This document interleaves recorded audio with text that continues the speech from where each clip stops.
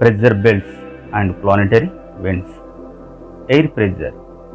The air is composed of gas molecules. These are very tiny particles. Generally, these molecules pushing each other or push any other objects. This push effect is on any object is called as air pressure. Thus, the air pressure is not only pushing the top but also from all the sides. Sometimes there is high pressure on Earth's surface and sometimes it is low pressure on Earth's surface on various places. So, when the high pressure is created, then there are more molecules present in that air, and these molecules are pulled by the gravitational force. When they are pulled down by the gravitational force, the pressure is increased on the Earth's surface. So, this is called high pressure. When the low pressure is created, when gas molecules are heated up, generally due to the heating of the Earth's surface, they get lot of energy in the form of heat from the Earth's surface. And when they are heated up, they energized and start flying off higher and higher. When the molecules go higher, the gravitational force is lessened, reduced. Due to that, less air pressure is created on the Earth's surface. This is the low pressure. There is a inverse relationship between temperature and air pressure. When the temperature is increased, the low pressure is created. When the temperature is decreased, the high pressure is created.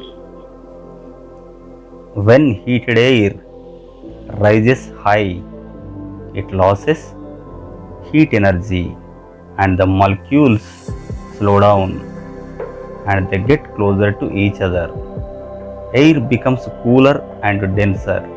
This dense air starts falling back to the Earth's surface. As water moves from higher places to lower places, the air also moves from the high pressure areas to low pressure areas. The low pressure areas which have the less molecules and it has vacant place. So the vacant place is covered with the air again. Pressure belts. The heating and cooling process is varied on the Earth's surface. Example, the water is heated up and cooled down slowly than the land. So, due to that heating and cooling processes happening at different rates at different places from the land to the sea, automatically the pressures are also varied from place to place on the Earth's surface. There is another reason for the variations of pressure belts on the Earth's surface. Generally, the lower latitudes receives large amount of solar radiation than the higher latitudes. So, this leads to the variations in the temperatures and also pressures. Thus, there are low pressure belts and high pressure belts are created on the Earth's surface due to the variations in the temperatures and other regions. You can see the equatorial region which receives large amount of solar radiation. As it receives large amount of solar energy, the air over the equatorial region rises up. When it rises up, automatically the low pressure is created. So here we can observe the low pressure belt. This low pressure belt is also called as intertropical convergence zone. Shortly we can call it as ITCZ. The air which rises from the equatorial region, when it reaches the higher layers of atmosphere, it cools down and it starts come back to the earth's surface, but it would not reach the equatorial region. Now it spreads away from the equatorial region towards the northern and southern hemisphere. As this cooler and denser air reaches the earth's surface, it forms the high pressure belt on the earth's surface. This phenomena is called subtropical high pressure belt. You know, polar regions which receives less amount of solar radiation. So the air in these areas near the North Pole and the South Pole is so cold. So their high pressure belt is created. This is the polar high pressure belt.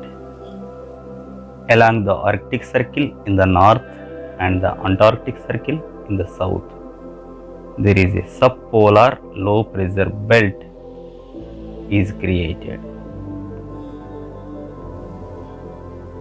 As we have high pressure and low pressure belts on the earth's surface, air moves from the high pressure belts to low pressure belts. This movement of air is called wind. If it moves slowly, we feel comfort, we call it as breeze. And if it comes in a short and fast, we call it as gust. When it moves very fast and sometimes it blows things around, we call it as a storm.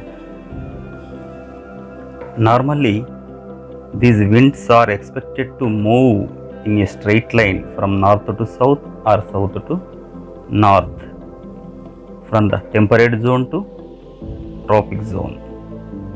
But actually these winds are moving slightly to the right in the northern hemisphere and left in the southern hemisphere.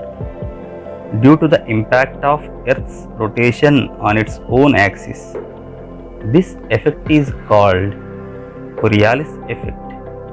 This effect is zero effect near the equator and it has maximum effect near the poles.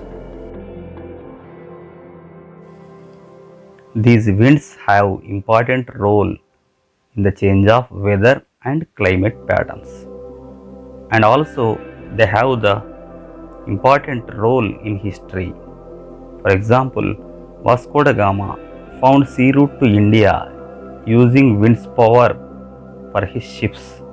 With the help of winds, he reached the India and the Portuguese established the rule over Goa.